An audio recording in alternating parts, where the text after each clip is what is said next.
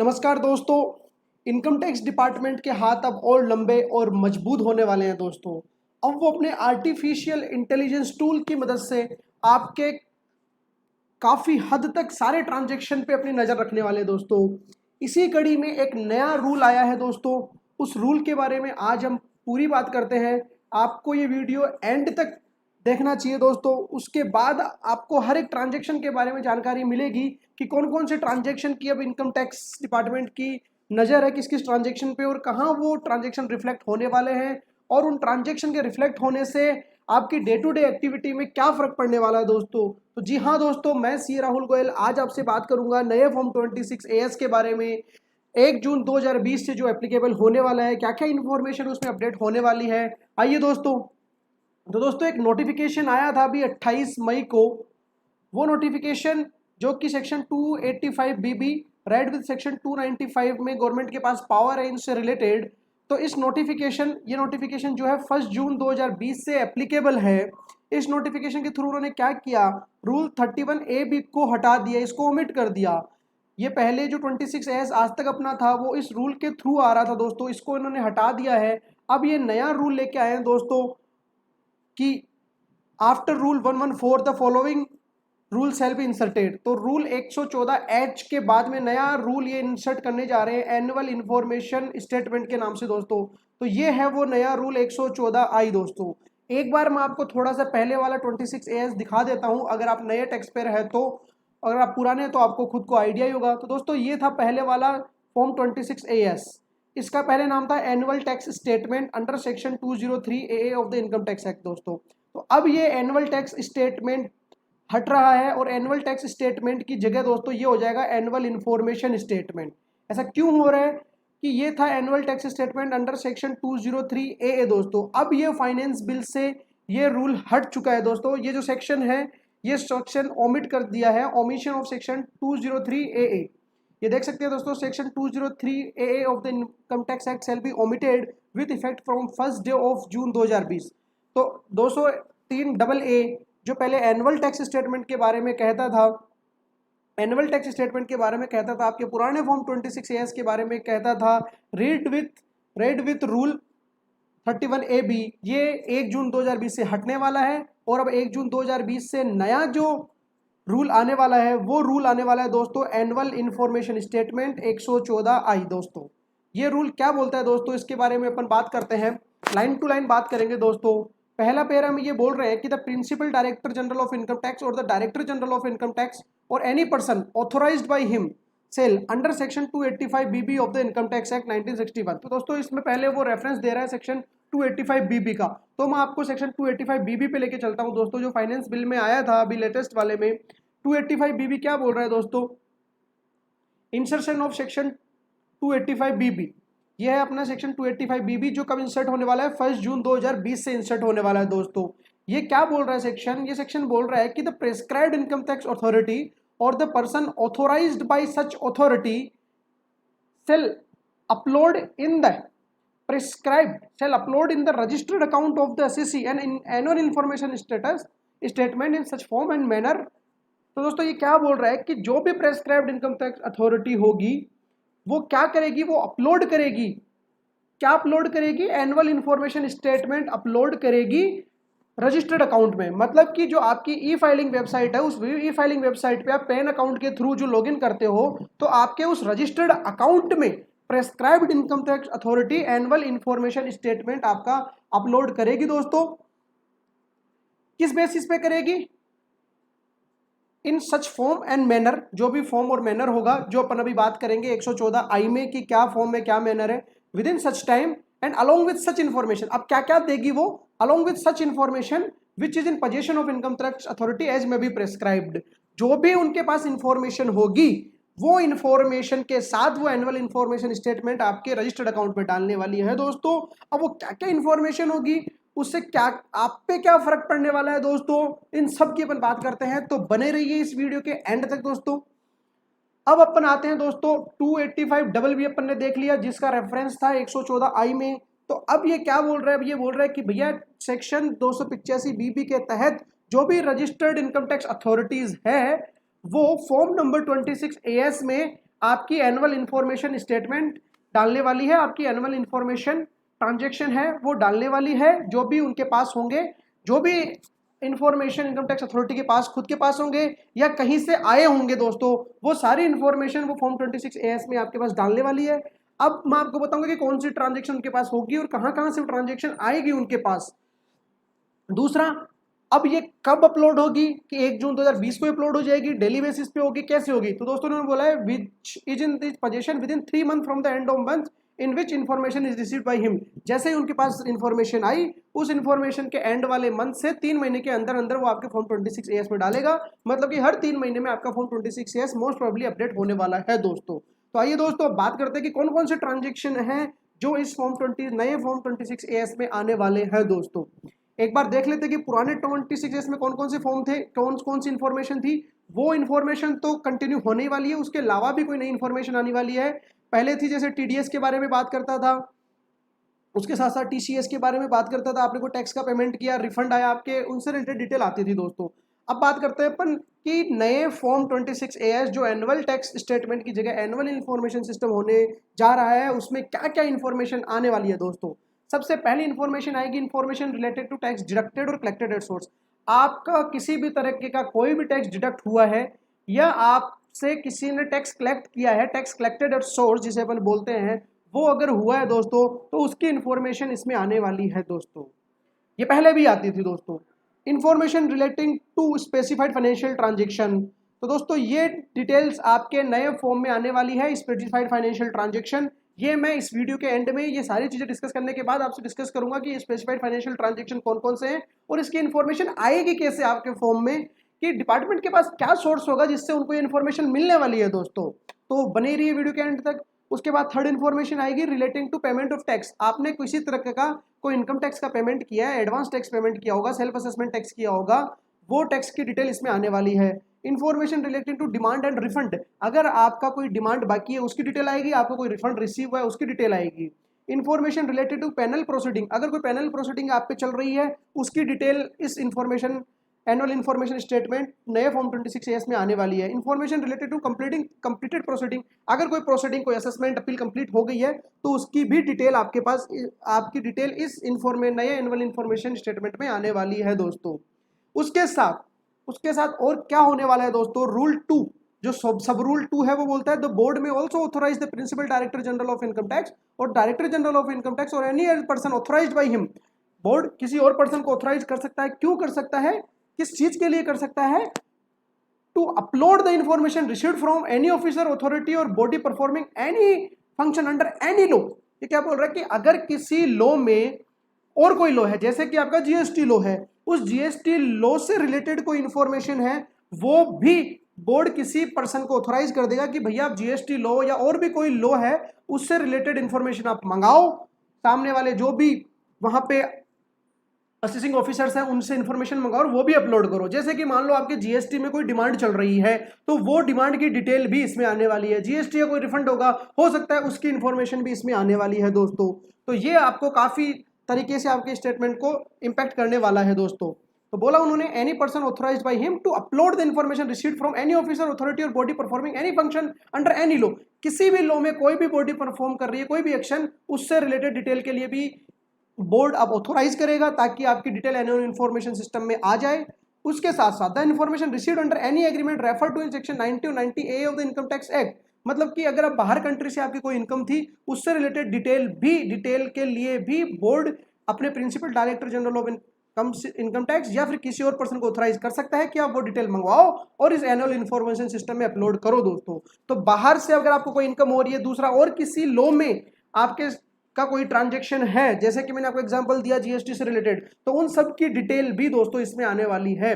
GST के case में आप पे कोई रेड हुई, कोई डिमांड आई, तो वो सब डिटेल भी बहुत जल्दी ही एनुअल इंफॉर्मेशन सिस्टम में दोस्तों आने वाली है। अब ये आपको आगे कैसे इंपैक्ट करेगी इसकी मैं हम इस वीडियो के एंड में हम आपको डिस्कस करूंगा कि ये कैसे डिटेल्स आपको इंपैक्ट करने वाली है। उसके साथ साथ दोस्तों अब जो होगा एनुअल इंफॉर्मेशन सिस्टम, उसका ये फॉर्मेट होगा the form shall be substituted by the following form. जो पुराना फॉर्म था वो इस फॉर्म से सब्स्टिट्यूट हो जाएगा। इसमें डिटेल आएगी फॉर्म 20, यहाँ पे form 26 S annual information system, financial year और असेसमेंट ईयर। नई चीज क्या आने वाली है दोस्तों, पहले आपका परमानेंट अकाउंट नंबर आता था, नेम आता था और ईमेल एड्रेस आता था दोस्तों। अब आपका मोबाइल नंबर भी आने वाला है, आपका एड्रेस भी आने वाला है। पहले भी था एड्रेस, अब वो एड्रेस कंटिन्यू रहेगा। साथ में नई चीज हो गई आपका मोबाइल नंबर, आपका डेट ऑफ बर्थ और आपका आधार नंबर भी आने वाला है दोस्तों। तो ये इन्फॉर्मेशन भी अब नए इन्फॉर्मेशन सिस्टम में डिस्क्लोज होने वाली है। इसके साथ साथ जो डिटेल हमने बात करी थी ऊपर अभी कि टैक्स की, special financial transaction, payment of tax, demand, penal proceeding, completed proceeding और सब रूल 2 में जो अपन ने बात करी थी कि अदर लॉ की डिटेल भी इसमें आने वाली है। ये डिटेल आपके नए फॉर्म 26 एस में आने वाली है दोस्तों। अब बात करते हैं स्पेसिफाइड फाइनेंशियल ट्रांजैक्शन की कि ये कौन कौन सी ट्रांजैक्शन है और ये ट्रांजैक्शन आएंगे कैसे, डिपार्टमेंट को कैसे पता चलेगा इन ट्रांजैक्शन के बारे में। तो इसकी मैंने एक लिस्ट बनाई है दोस्तों, इस ट्रांजैक्शन की एक लिस्ट बनाई है जो जो ट्रांजैक्शन आपके आने वाले हैं। तो ये है वो ट्रांजैक्शन एंड जो स्पेसिफाइड फाइनेंशियल ट्रांजैक्शन है। पहला है दोस्तों परचेज ऑफ बैंक ड्राफ्ट और पे ऑर्डर इन केस और लिमिट 10 लाख। अगर आपने 10 लाख से ऊपर का कोई बैंक ड्राफ्ट कैश में परचेज किया, उसकी detail income tax department annual information system में अपलोड करेगा दोस्तों। अब डिपार्टमेंट को कैसे पता चलेगी ये चीज, तो डिपार्टमेंट को ये दोस्तों बैंक बताएगा। जिस बैंक से आपने बैंक ड्राफ्ट परचेज किया है, तो ये बैंक की ड्यूटी है कि वो डिपार्टमेंट को बताए। अब डिपार्टमेंट कैसे बताएगा ये भी, सॉरी, अब बैंक कैसे बताएगा ये भी मैं आपको भी बताऊंगा। उसके बाद अगर आपने कोई प्रीपेड इंस्ट्रूमेंट परचेज किया 10 लाख से ऊपर कैश में, उसकी डिटेल भी आएगी दोस्तों एनुअल इन्फॉर्मेशन सिस्टम में, डिपार्टमेंट अपलोड करने वाला है। सेम वो बैंक से आने वाली है। प्रीपेड इंस्ट्रूमेंट आपके जो ई वॉलेट वगैरह होते हैं जनरली ये वो होते हैं। उसके अलावा अगर आप करंट अकाउंट में कैश डिपॉजिट करा रहे हो या कैश विड्रॉ करा रहे हो 50 लाख से ज्यादा, उसकी डिटेल भी आने वाली है। डेफिनेटली ये डिटेल भी बैंक ही बताएगा डिपार्टमेंट को। Cash deposit in account other than current account, मतलब कि आपके सेविंग अकाउंट में आप 10 लाख से ज्यादा कैश डिपॉजिट करा रहे हो, उसकी डिटेल भी एनुअल इन्फॉर्मेशन सिस्टम में आने वाली है। अब दोस्तों होगा क्या, इंपैक्ट क्या होगा हर एक ट्रांजेक्शन का। जैसे कि इसकी मैं बात करूं, आपने 10 लाख से ज्यादा का कैश जमा कराया बैंक अकाउंट में, बट आपने आईटीआर भरी है 3 लाख रुपए की, तो डेफिनेटली डिपार्टमेंट बोलेगा कि भैया अब 10 लाख से ज्यादा कैश जमा कराया है, जैसा कि हमें बैंक से डिटेल आई है, बट अब आईटीआर भर रहे हो 3 लाख की, ऐसे कैसे। तो डिपार्टमेंट आपको दबोचने वाला है, आपके ट्रांजेक्शन पे कड़ी नजर रखे हुए दोस्तों। दूसरा टाइम डिपॉजिट, जैसे कि आपका एफडी वगैरह 10 लाख से ज्यादा की आप एफडी करा रहे हो, वो डिटेल भी एनुअल इन्फॉर्मेशन सिस्टम में आने वाली है। अब आप एनुअल इन्फॉर्मेशन सिस्टम में दिख रही है 10 लाख की एफडी, आपने रिटर्न भरी है 2 लाख की, तो फिर से आप पे डिपार्टमेंट क्वेश्चन करेगा कि भैया 10 लाख की आपने इस साल में एफडी कराई है और रिटर्न भरी है 2 लाख रुपए की, मतलब 8 लाख रुपए की आपने आईटीआर कम भरी है, तो आपको टैक्स और पेनल्टी देनी पड़ेगी या फिर प्रूव करना पड़ेगा कि वो आपकी इनकम नहीं थी या पुराने सालों की इनकम थी। तो डेफिनेटली डिपार्टमेंट इस पे नजर रखने वाला है। और ये डिटेल कहां से आएगी, ऑब्वियसली आप एफडी करा रहे हो या तो बैंक से कराओगे या एनबीएफसी से कराओगे, तो ये डिटेल भी बैंक और एनबीएफसी डिपार्टमेंट को देने वाला है। कैसे देगा दोस्तों, ये हम जल्दी डिस्कस करने वाले हैं। क्रेडिट कार्ड, अगर 10 लाख से ऊपर आपने क्रेडिट कार्ड का पेमेंट किया है तो ये डिटेल भी एनुअल इन्फॉर्मेशन सिस्टम में आएगी। हाँ, अगर कैश में आपने 1 लाख रुपए का भी पेमेंट कर दिया, 1 लाख और 1 लाख से ऊपर का पेमेंट कर दिया है, तो उसकी डिटेल भी एनुअल इन्फॉर्मेशन सिस्टम में आने वाली है दोस्तों। एनुअल इन्फॉर्मेशन सिस्टम जो डिपार्टमेंट के पास होगा, डिपार्टमेंट देखेगा कि भैया आपने क्रेडिट कार्ड का पेमेंट 10 लाख से ऊपर किया है, आईटीआर आप 10 लाख से कम की भर रहे हो, तो डेफिनेटली वहां पे क्वेश्चन मार्क लगेगा। अगर आपको डिबेंचर परचेज कर रहे हो, कोई शेयर परचेज कर रहे हो या बाईबैक कर रहे हो कोई शेयर और 10 लाख से ऊपर है, उसकी डिटेल भी आने वाली है एनुअल इन्फॉर्मेशन सिस्टम में। और ये डिटेल कौन देगा, जिस कंपनी के आपने शेयर परचेज किए हैं, डेफिनेटली वो कंपनी देगी ये डिटेल कि भैया इस पैन नंबर पे 10 लाख से ऊपर के शेयर खरीदे गए हैं। आप अगर कोई म्यूचुअल फंड खरीद रहे हो 10 लाख से ज्यादा, वो डिटेल भी आने वाली होगी, तो जो भी ट्रस्टी होगा म्यूचुअल फंड का, वो ये डिटेल इनकम टैक्स डिपार्टमेंट को देने वाला है। अगर आपने फॉरेन करेंसी खरीदी है 10 लाख से ऊपर, उसकी डिटेल भी आएगी। अब ये कौन देगा, जिस भी ऑथोराइज पर्सन से आप फॉरेन करेंसी खरीद रहे हो, तो वो आपसे आपका पैन नंबर जरूर लेता होगा, आपसे आपका केवाईसी लेता होगा, तो पैन नंबर और केवाईसी के आधार पर ऑथोराइज पर्सन डिपार्टमेंट को इन्फॉर्म करेगा कि इस XYZ पर्सन ने मुझसे 10 लाख रुपए से ज्यादा की फॉरेन करेंसी खरीदी है। उसके बाद परचेज और सेल ऑफ इमूवेबल प्रॉपर्टी, अगर आप 30 लाख रुपए से ऊपर की प्रॉपर्टी, इमूवेबल प्रॉपर्टी सेल या परचेज कर रहे हो, उसकी डिटेल, अब आप सोचोगे कि उसकी डिटेल इन्फॉर्मेशन सिस्टम में कैसे आएगी, डिपार्टमेंट को कैसे पता चलेगा। तो डेफिनेटली दोस्तों, जब आप प्रॉपर्टी सेल परचेज करने जा रहे होंगे तो आप रजिस्ट्रार के पास जरूर जाओगे उसकी रजिस्ट्री करवाने के लिए, तो रजिस्ट्रार ये डिटेल इनकम टैक्स डिपार्टमेंट को देने वाला है। कैश पेमेंट ऑफ गुड्स और सर्विसेज, आप किसी दुकान पे गए, आप किसी बिजनेसमैन के पास गए, आपने कोई गुड्स खरीदा और 2 लाख से ज्यादा का कैश पेमेंट कर दिया, या आप सर्विस ली किसी की, मान लो आपने लीगल प्रोफेशनल सर्विसेज ली और 2 लाख से ज्यादा का कैश पेमेंट कर दिया दोस्तों, तो ये डिटेल भी आपके एनुअल इन्फॉर्मेशन सिस्टम में आने वाली है। अब आप बोलोगे कि ये डिटेल कैसे आएगी, ये डिटेल कौन देगा, तो आज मान लो आप मेरे पास आते हो, कोई भी किसी भी तरीके की सर्विस लेने, प्रोफेशनल सर्विस लेने, या कहीं भी जाते हो किसी भी तरीके की सर्विस लेने या कोई गुड्स परचेज करने, आपने वहां पे 2 लाख से ज्यादा का कैश में पेमेंट किया, तो जिस पर्सन को आपने पेमेंट किया है, जो भी आपका सेलर है, जहां से आपने माल खरीदा है या सर्विस ली है, वो उसकी लायबिलिटी है कि वो ये डिटेल डिपार्टमेंट को बताए। अब ये डिपार्टमेंट को डिटेल जाएगी कैसे, और ये आपका फॉर्म नया जो फॉर्म 26 है वो दिखेगा कहाँ, आप कैसे देख सकते हो, आइए दोस्तों उसकी बात करते हैं। या फिर आप अगर इनमें से कोई एक है तो आपको ये डिटेल कैसे दिखानी है कि मान लो आपने कोई माल बेचा है 2 लाख से ऊपर का, अगर इस कैटेगरी की मैं बात करूं, आपने अगर 2 लाख से ऊपर का माल बेचा है तो आपकी जिम्मेदारी है, कैश में बेचा है तो आपकी जिम्मेदारी है आप उस पर्सन की डिटेल बैंक को दो, सॉरी आप उस पर्सन की डिटेल इनकम टैक्स डिपार्टमेंट को दो। तो आप वो डिटेल कैसे दोगे, या फिर ये पर्सन जो भी है ये कैसे देंगे ये डिटेल, मैं आपको ये दिखाता हूं दोस्तों लाइव। आइए दोस्तों, तो सबसे पहले मैं आपको दिखाता हूं कि वो एनुअल इन्फॉर्मेशन स्टेटमेंट दिखेगा कहां। तो दोस्तों आप जैसे ही आपके लॉगिन करोगे पैन नंबर से, आपको जाना है कंप्लायंस में, कंप्लायंस पोर्टल पे। कंप्लायंस पोर्टल पे आप जैसे ही जाओगे आपको यहाँ पे दिख जाएगा एनुअल इन्फॉर्मेशन स्टेटमेंट। अभी ये यहाँ पे इन्होंने फ्रीज कर रखा है दोस्तों, अभी एक्टिव हुआ नहीं है क्योंकि इसकी एप्लीकेबिलिटी आएगी 1 जून 2020 से, तो ये उसके बाद कभी भी एक्टिव हो सकता है। तो यहाँ आके आप देख सकते हो कि आपके एनुअल इन्फॉर्मेशन सिस्टम में क्या क्या दिख रहा है दोस्तों। अब एनुअल इन्फॉर्मेशन सिस्टम में जो स्पेसिफाइड फाइनेंशियल ट्रांजैक्शन इनकी अपन ने अभी जो बात करी वो कैसे आएंगी इसमें, उसके बारे में मैं आपको बताता हूं दोस्तों।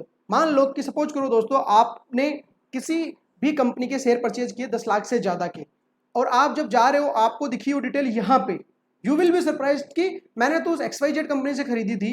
या फिर आपने मान लो घर के लिए कुछ सामान खरीदा है, किसी भी चीज के लिए कोई भी सामान खरीदा, कोई सर्विस ली, 2 लाख से ज्यादा का कैश में पेमेंट किया, आपको उसकी डिटेल यहाँ दिखने वाली है। आप सोचोगे कि मैं तो उस XYZ पर्सन को पेमेंट करके आया था, उसकी डिटेल यहाँ कैसे आ गई। आइए दोस्तों ये बताता हूँ ये यहाँ पे डिटेल आई कैसे। तो जो भी रेस्पॉन्सिबल पर्सन है, ये बैंक हो गया, इशूइंग कंपनी होगी, ऑथराइज पर्सन हो गया, ट्रस्टी ऑफ म्यूचुअल फंड हो गया, रजिस्ट्रार हो गया, सेलर हो गया, इनकी लायबिलिटी है ये रिपोर्ट करने की। अभी रिपोर्ट कैसे करेंगे, अब आप एक बार इनके शूज में आ जाओ दोस्तों कि आप हो ये पर्सन। तो आपको लॉगिन करना है दोस्तों। लॉगिन करने के बाद आपको जाना है दोस्तों, आप यहां जा सकते हो रिपोर्टिंग पोर्टल बीटा वर्जन पे आप गए, आपको एक फॉर्म 61A भरना पड़ेगा दोस्तों। गए यहां से आपने कंफर्म पे क्लिक किया,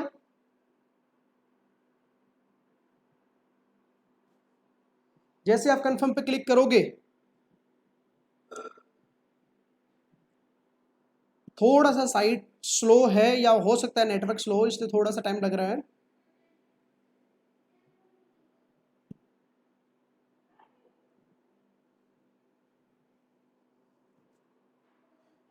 जैसे आपने क्लिक किया आपको ये 3-4 चीजें दिख रही है। SFT प्रीमिनरी रेस्पॉन्स, आप न्यू पर्सन है तो यहाँ पे जाके न्यू रजिस्टर करवा सकते हैं, अदरवाइज आप आपके प्रीमिनरी रेस्पॉन्स जैसे आपने यहाँ फिल किया, इसको क्लिक किया, कंटिन्यू किया, सबमिट न्यू रेस्पॉन्स, कंटिन्यू किया। ये तो था दोस्तों आपका रूल 114G वाली। हमें बात करनी है दोस्तों रूल 114I वाली। तो उसके लिए अपने को सेलेक्ट करना है SFT प्रीलिमिनरी रेस्पॉन्स, कंटिन्यू। जो पर्सन रिपोर्टिंग के लिए लायबल है ये उसको करनी है, सबमिट न्यू रेस्पॉन्स। ये देखिए दोस्तों अब आपको ये डिटेल ऑटोमेटिकली आ जाएगी। परचेज जो बैंक ड्राफ्ट और पे ऑर्डर इन कैश, अगर ऐसा हुआ है तो यस, तो ये डिटेल यहां से जाएगी। और ये हर एक डिटेल देखिए, परचेज जो प्रीपेड इंस्ट्रूमेंट, यस, इन सब की डिटेल जाने वाली है। Cash deposited in account, time deposited, payment of credit card, purchase of debenture, तो ये डिटेल यहाँ फिलअप होगी दोस्तों। यहाँ फिलअप होने के बाद वो आपके एनुअल इन्फॉर्मेशन सिस्टम में रिपोर्ट होने वाली है दोस्तों।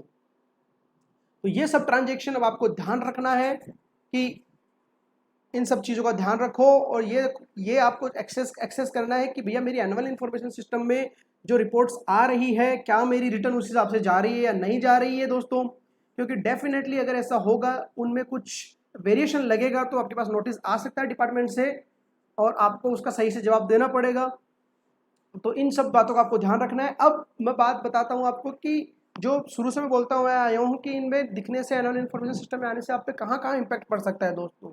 मान लो दोस्तों आप किसी बैंक के पास लोन लेने जाते हो, तो आपसे बैंक आने वाले दिनों में एनुअल इन्फॉर्मेशन सिस्टम मांगेगा कि भैया आपका एनुअल इन्फॉर्मेशन स्टेटमेंट दो, फॉर्म 26AS दो। फॉर्म 26AS में आपके सारे फाइनेंशियल ट्रांजेक्शन जो भी है वो आने वाले हैं। अब मान लो आपके पास कोई पेनल्टी प्रोसीडिंग चल रही थी या कोई डिमांड चल रही थी, मान लो आपके पास इनकम टैक्स की 20 लाख की डिमांड चल रही थी, वो उसमें दिख रही है। पैनल प्रोसीडिंग आपकी चल रही है, वो उसमें दिख रही है। या जैसे कि अपन ने अभी सब रूल 2 में बात किया था कि किसी और लोग की कोई भी चीज़, कोई भी पेंडिंग है, कोई भी इन्फॉर्मेशन है, वो उसमें चल रही है। जैसे मान लो GST की लाइबिलिटी चल रही है या GST की कोई डिमांड चल रही है, वो सब डिटेल उसमें आ रखी है। अगर ये सब लाइबिलिटीज आपके एनुअल इन्फॉर्मेशन सिस्टम में दिखेगी तो क्या आपको बैंक लोन देगा? नहीं देगा दोस्तों। डेफिनेटली बैंक वहां पे आपको लोन देने से कतराएगा कि इस पर्सन पे ऑलरेडी इतनी पेनल्टी चल रही है, इतनी डिमांड चल रही है, तो डेफिनेटली इससे चीज़ें इंपैक्टेड होने वाली है दोस्तों। तो ऐसे ही काफ़ी और तरीके से ये आपकी चीज़ें, मान लो कि कल को कोई पर्सन आता है, वो बोलता है कि मुझे आप किसी पर्सन के पास जाते हो कि भैया मेरे बिजनेस में आके आप इन्वेस्ट करो, मेरा ये XYZ बिजनेस है, उसको आपका सारे प्लान बढ़िया लग गए, सब कुछ बढ़िया लग गया, सारी चीज़ ओके हो गई।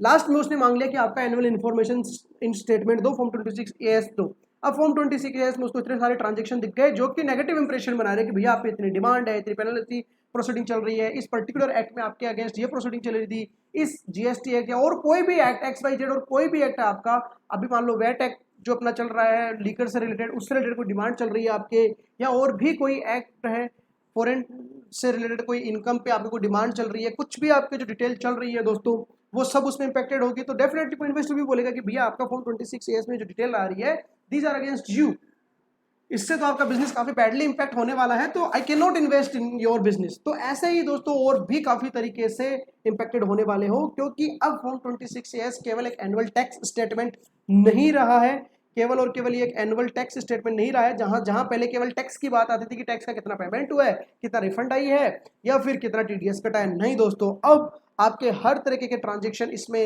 रिफ्लेक्ट होने वाले हैं, तो आपको इस चीज का ध्यान रखना है दोस्तों।